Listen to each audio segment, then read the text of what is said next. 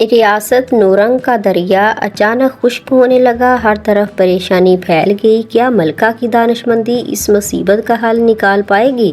ایک زمانے کی بات ہے کہ ریاست نورنگ کے بادشاہ کا دربار ہر وقت جگمگاتا رہتا تھا۔ اس ریاست کے لوگ اپنے بادشاہ کے دل سے چاہنے والے تھے، کیونکہ بادشاہ اپنی عوام کا بہت خیال رکھتا تھا۔ اس کی ملکہ بھی بے حد عقل مند اور ہمدرد تھی۔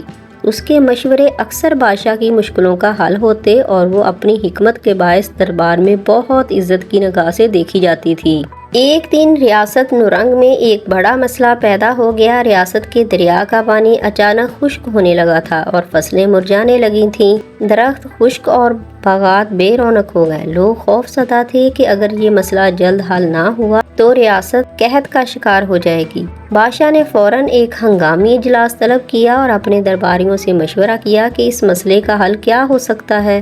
دربار کے وزراء اور مشیروں نے مختلف تجاویز دیں۔ کسی نے کہا کہ ہم نئے کنویں کھدوا سکتے ہیں، کسی نے کہا کہ پانی کی کمی کو پورا کرنے کے لیے بارش کے دیوتا کی پوجا کرنی چاہیے، تو کسی نے مشورہ دیا کہ ریاست کے آس پاس سے پانی خرید کر ذخیرہ کر لیا جائے۔ مگر ان تجاویز میں سے کوئی بھی تجاویز ریاست کے لیے مستقل حل نہیں تھی۔ بادشاہ نے جب یہ دیکھا کہ کوئی بھی تجویز اس مسئلے کا مؤثر حل پیش نہیں کر رہی تو اس نے اپنی ملکہ کی جانب نظر کی۔ وہ جانتا تھا کہ اس کی ملکہ میں حکمت اور دور اندیشی ہے، اس کے پاس کوئی بہتر تجویز ضرور ہوگی۔ ملکہ نے بڑی غور سے دربار کی ساری باتیں سنی اور پھر مسکراتے ہوئے بولی، بادشاہ سلامت، میرا ماننا ہے کہ کسی بھی مسئلے کا حل اس کی جڑ میں ہوتا ہے۔ ہمیں یہ معلوم کرنا ہوگا کہ ہمارے دریا کا پانی کیوں خشک ہو رہا ہے۔ جب تک ہم اصل وجہ کو نہیں جانیں گے کوئی بھی عارضی حل دیر پا نہیں ہو سکتا۔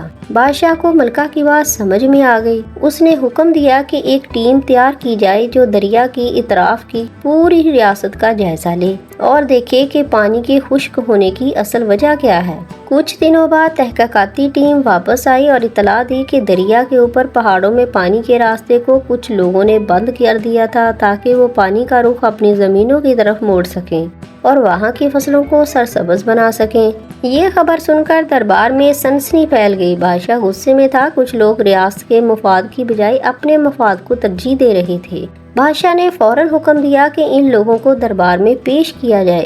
جب وہ لوگ دربار میں پیش ہوئے تو بادشاہ نے انہیں سخت سزا دینے کا سوچا، مگر ملکہ نے بادشاہ کو روک دیا۔ اس سے درخواست کی کہ ان لوگوں کو سزا دینے کی بجائے انہیں سمجھایا جائے۔ ملکہ نے ان لوگوں سے کہا، ریاست کی فلاح بہبود ہم سب کا فرض ہے۔ اگر آپ اپنی فصلوں کے لیے پانی چاہتے ہیں تو ہم سب کو مل کر اس کا انتظام کر سکتے ہیں۔ اگر آپ کی وجہ سے پوری ریاست مشکلات میں مبتلا ہوگی تو یہ درست نہیں۔ ہمیں دوسروں کی ضرورتوں کو بھی سمجھنا چاہیے اور ان کا خیال رکھنا چاہیے۔ ملکہ کی باتوں کا ان لوگوں پر گہرا اثر ہوا۔ انہوں نے اپنی غلطی کا اعتراف کیا اور بادشاہ سے معافی مانگی۔ بادشاہ نے انہیں معاف کر دیا، مگر شرط رکھی کہ وہ آئندہ ریاست کے قوانین کا احترام کریں گے اور کسی بھی مسئلے کا حل مل جل کر تلاش کریں گے۔ پھر ریاست کے انجینئرز اور ماہرین کو ملکہ کے مشورے پر دریا کے پانی کے نظام کو بہتر بنانے کا کام سونپ دیا گیا۔